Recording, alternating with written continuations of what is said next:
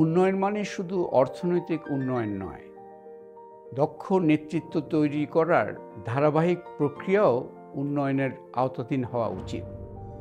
বাংলাদেশে তরুণদের মধ্যে যারা চিন্তা করতে পারে, নেতৃত্ব দিতে পারে, সেই ধরনের দক্ষ তরুণদের তৈরি করার জন্য ইকোনমিক্স অলিম্পিয়াড একটি অন্যতম হাতিয়ার হিসাবে আমরা গড়ে তোলার চেষ্টা করছি। উন্নয়ন সম্বন্ধে আমরা অর্থনৈতিক উন্নয়ন হিসাবে ভাবতে অভ্যস্ত, কিন্তু উন্নয়নের অন্যতম একটি দিক হচ্ছে দক্ষ জনগোষ্ঠী গড়ে তোলা, বিশেষ করে তরুণদের মধ্যে নেতৃত্ব সম্পন্ন, দক্ষতা সম্পন্ন এবং সুষ্ঠু মানসিকতাগুলো সম্পন্ন জনগোষ্ঠী। এইখানে ইকোনমিক্স অলিম্পিয়াড একটা বড় ভূমিকা রাখবে আশা করছি। বিশেষ করে হাই স্কুল পর্যায়ের যে জনগোষ্ঠী আছে তাদের মধ্যে ইকোনমিক লিটারেসি, ফাইন্যান্সিয়াল লিটারেসি এই বিষয়গুলোকে আরও প্রসার ঘটানো।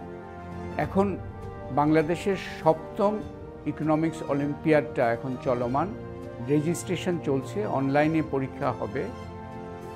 যারা ফাইনালিস্ট হবে তার মধ্যে 5 জনকে আমরা জাতীয় টিম হিসাবে আজারবাইজানের রাজধানী বাকুতে 20 থেকে 30 জুলাই আন্তর্জাতিক ইকোনমিক্স অলিম্পিয়াড কম্পিটিশনে অংশগ্রহণের জন্য পাঠাবো।